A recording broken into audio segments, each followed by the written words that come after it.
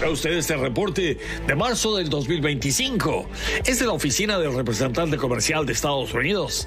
En estas 6 páginas a renglón cerrado, el gobierno de Donald Trump se queja de las barreras artificiales que México le pone al comercio de sus mercancías, a pesar de los acuerdos de libre comercio entre los dos países. Las quejas son de los exportadores estadounidenses. Las barreras no arancelarias incluyen la burocracia innecesaria y la lentitud en los trámites de comercio transfronterizo. Mexico has agreed to immediately terminate its non-tariff trade barriers, of which there are many. And as the president said, we will continue to talk to Mexico over the next 90 days with the goal of signing a larger trade deal.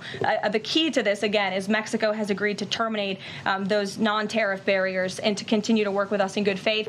Los exportadores estadounidenses se quejan de prácticas regulatorias inconsistentes y de barreras aduaneras en los puertos de entrada.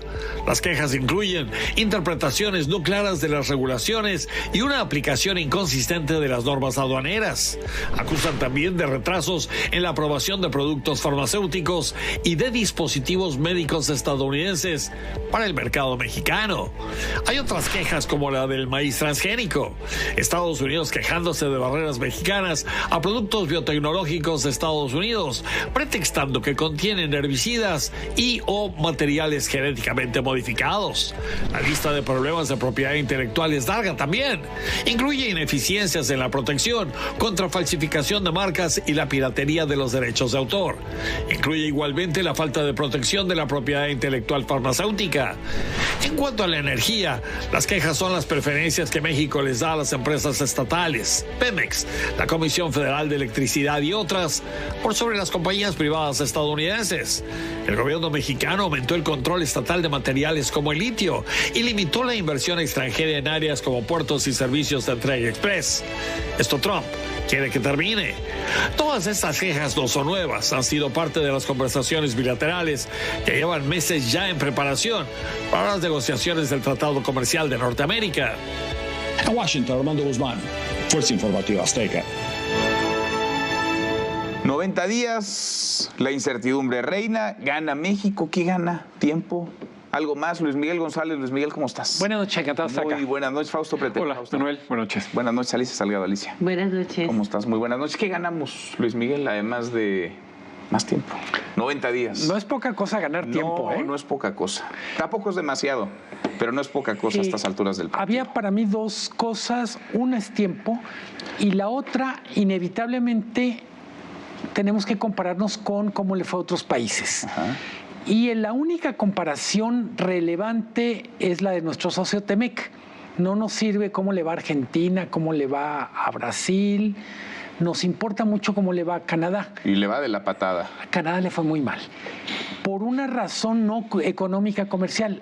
Aparentemente a Canadá le cobran el que ayer haya declarado que está a favor de un Estado palestino. ¿Qué entregamos a cambio de este tanque de oxígeno? Un acuerdo de seguridad que probablemente nunca sabremos en detalle cómo es. Y dice Trump el compromiso de remover inmediatamente barreras no arancelarias, donde cabe todo. ¿Qué significa eso?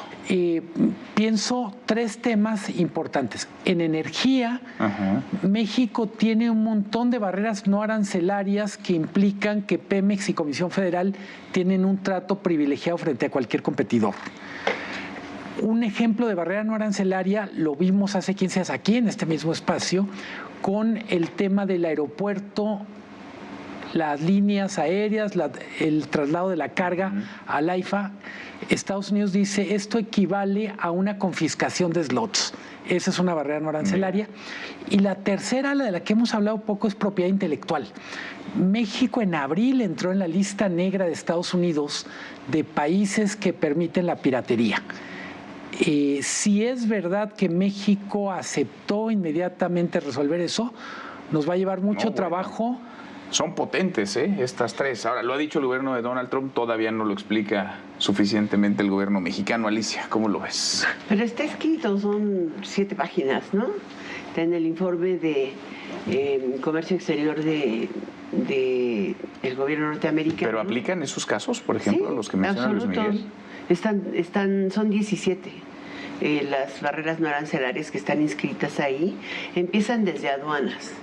El sistema de aduanas en México es muy ineficiente y te dicen, oye, simplemente para que me des un registro de comercio exterior entre la Secretaría de Economía, un registro para exportación o importación de medicamentos en la Secretaría de Salud y en la COFEPRIS, y luego pasar por aduanas y el SAT, y te da el registro y dice, esto es una barrera no arancelaria.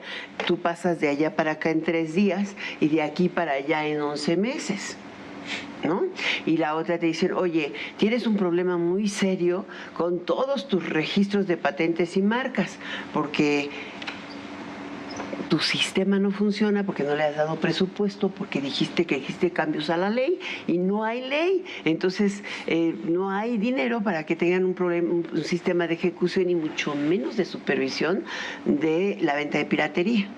Son críticas sólidas y fuertes, vienen completitas es el informe que entregó el Departamento de Comercio a finales de abril, lo sacaron, y luego en el mes de junio tanto el secretario de Comercio como el secretario de Finanzas fueron a los respectivos comités en las cámaras de senadores y de representantes, a Finance y a Ways and Means y a Commerce y a todos, a decir, oye, es que hasta tu sistema de pagos está mal, como tú tienes controlado todo allá y no dejas ni siquiera que se pueda hacer fácilmente la instalación o la apertura y la inversión en México de sistemas fintech, porque se tardan muchísimo en aprobarlas. Y hay un esquema ahí que dice, el gran problema que tienen el sistema de pagos es que todo lo quieren controlar y las aprobaciones de nuevas entidades que quieren participar en el sistema o realizar pagos seguros entre México y Estados Unidos prácticamente no se pueden abrir porque tardan 7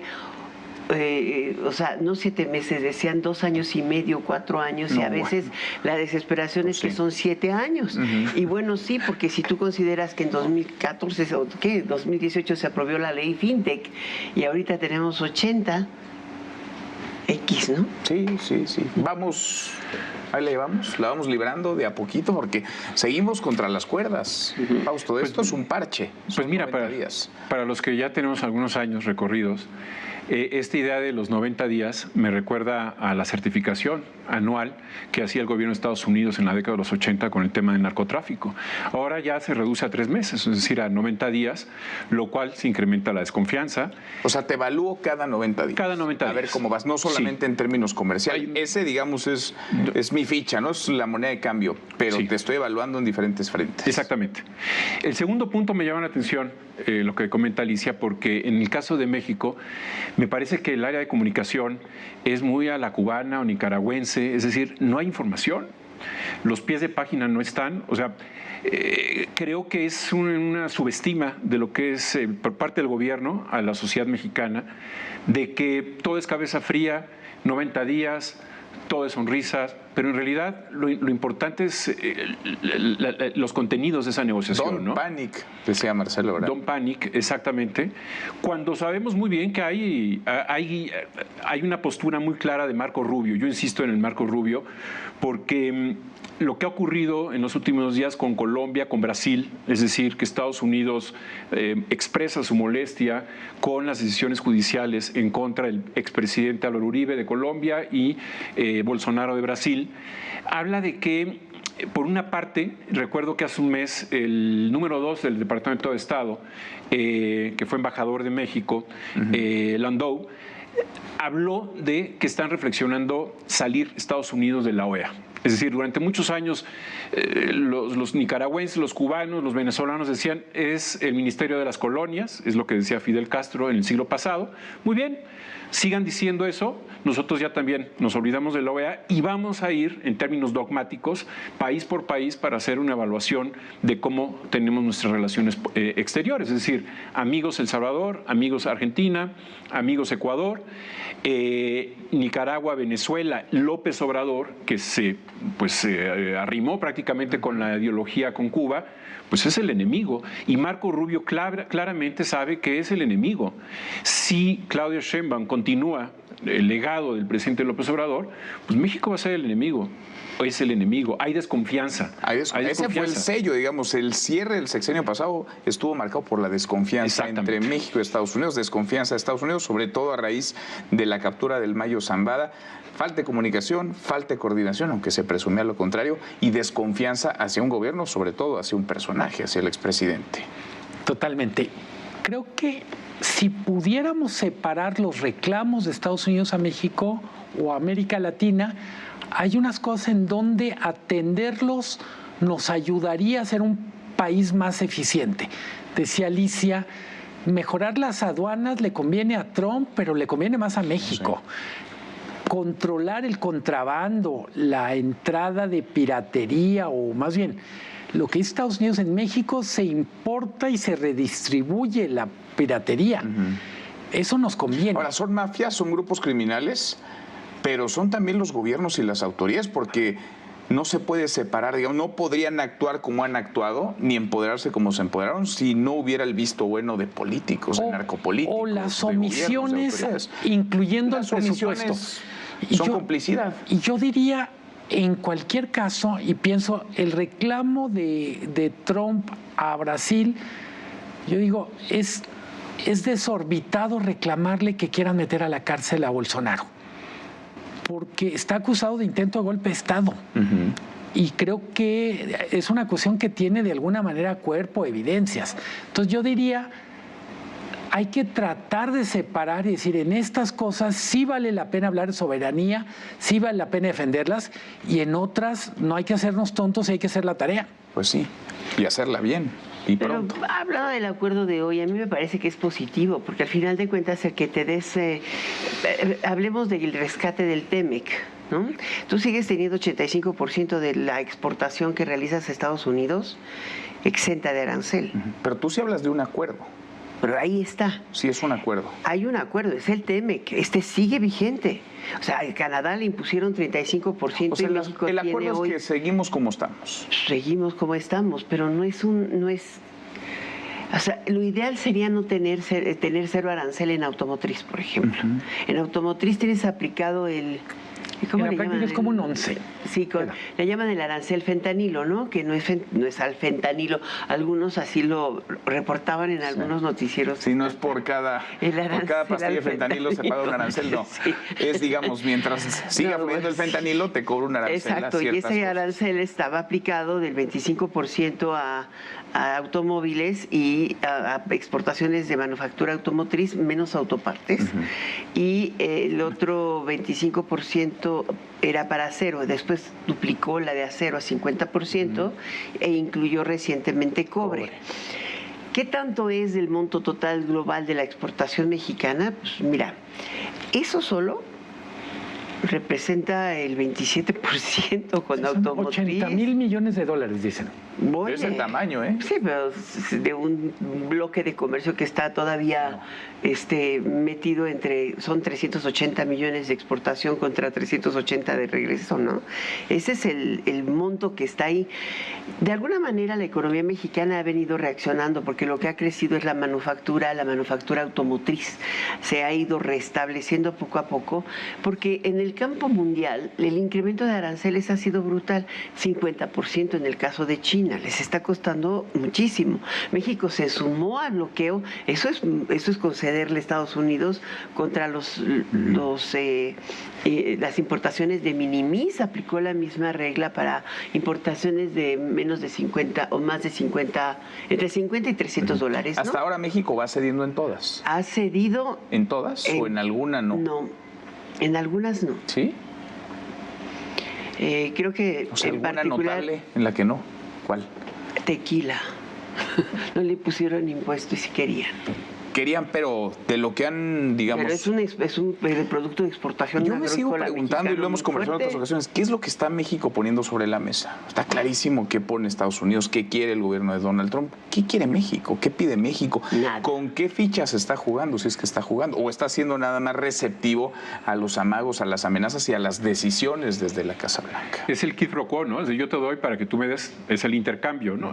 Hace 8 años el presidente López Obrador decía, bueno, pues que se respete el TEMEC o el acuerdo comercial, el TELECAN, y nosotros ponemos a la Guardia Nacional en la frontera con Guatemala y nosotros recibimos a los migrantes. Hoy, como ya no existe ese problema, es decir, ya no hay un flujo numeroso, caravanas de migrantes que vayan a Estados Unidos porque están desincentivadas totalmente por el tema de las redadas, pues hoy el tema es la seguridad. Lo que quiere Trump es seguridad, ¿no? No fentanilo y que de alguna manera pues ya descabece estos cárteles de narcotráfico que también le transfieren cierta inseguridad a Estados Unidos, y eso, como decía Luis Miguel, eso le conviene a México. Yo creo que en este momento la gran oposición que tiene el propio gobierno es Donald Trump, y él es el que está fijando las condiciones. Yo insisto que la política exterior, los hilos no están en la Avenida Juárez, están allá en Washington. Ellos deciden de alguna manera, ten cuidado, ¿no? Si quieres de alguna manera revirar y continuar dándole contratos a los médicos cubanos, pues vamos a tomar decisiones. Ahí sí me queda claro que Marco Rubio tiene la lupa puesta. Que yo creo que México no tiene las fichas más que decir, bueno, sí estamos integrados, por supuesto que en este gran motor de este automóvil está México, Canadá y Estados Unidos, y también afectaría a Estados Unidos el hecho de que, pues primero, expulsar a todos los migrantes, y segundo, que también en términos de comercio, México pues le impusiera aranceles. Ese sería de alguna manera la respuesta, ¿no? Equidistante, o más bien para lograr el equilibrio, ¿no? Lo que van a hacer muchos países, es decir, amagar, es lo que le decían a Ursula von der Leyen. ¿Por qué no le pones, no? O sea, ¿por qué no? Si quieren invitarnos a una guerra, pues vamos a la guerra. Y eso, bueno, tiene consecuencias también para Estados Unidos, ¿no? Sin duda, Luis Miguel. Hay una cosa, Alicia en varios programas dice, el TEMEC sigue. Y es verdad que julio del 2025 está el TEMEC. Es bien interesante. Con tanque de oxígeno y respirador artificial. Es bien interesante los dos comunicados, o la comunicación de Trump y la de Sheinbaum. Trump nunca mencionó el TEMEC. Jamás. O el USMCA. Sí. Y Claudia Sheinbaum y Marcelo Ebrard hacen varias referencias. No quiero decir que esto sea definitivo, pero simbólicamente, de hecho, el post que pone Trump en su red social pone The Deal con mayúsculas, pero se refiere en particular al acuerdo que está buscando a partir de lo del fentanilo y eso, no se refiere a la renegociación del TEMEC. Entonces, aguas con eso. Me pareció bien interesante toda la manera en que el gobierno mexicano enmarcó la prórroga. Es en el contexto de tenemos TEMEC y lo valoramos.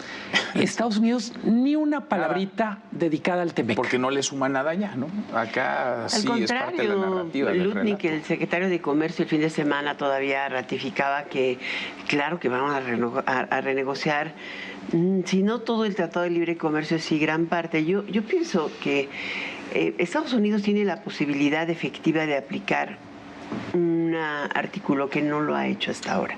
Ese sí sería devastador, que es el 212, ¿no? Este capítulo de la Ley de Comercio Exterior indica que si el déficit comercial de los Estados Unidos se vuelve peligroso, tiene la posibilidad de aplicar aranceles del 15 hasta el 50%, y si fuera más grave igual. Claro, tiene que ir al Congreso, pero ya demostró con su Big Beautiful que puede lograrlo. Sí. Consecuencia, todo mundo sabe que si tú tienes una aplicación de 212 porque tienes una posibilidad de que te lo apliquen, porque mantienes un déficit comercial estructural amplio, pues la negociación tiene que ir por reducir el déficit.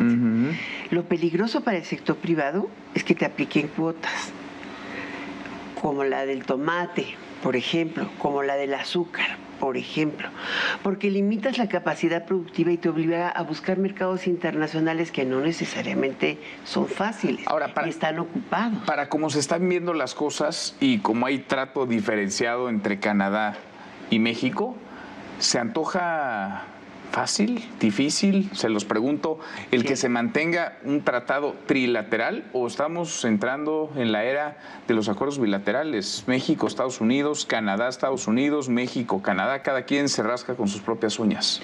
Sí, me parece que ya estamos entrando en esa época. Me parece que Donald Trump no le interesa, no le gusta el tener una doble corresponsabilidad, ¿no?, simultánea, es decir, que México y Canadá estén haciendo de alguna manera... O sea, el TEMEC trilateral, como lo conocemos, me parece que está no en vías va, de extinción. Exactamente, me parece que va para allá. Y lo que decía Luis Miguel es cierto, es decir, no lo menciona para nada a Donald Trump. Lo que no le gusta a Trump es estar en una negociación donde el presupuesto sea todos somos iguales. Es... Como decía Orwell, hay algunos más iguales que otros. Pues sí, y mira que los hay. Gracias, Luis Miguel. Gracias. Sí, hay muchas gracias. Más iguales que otros. Gracias, Alicia. Muchas gracias. Hasta mañana. Pásela muy bien. Pues sí, hay unos más.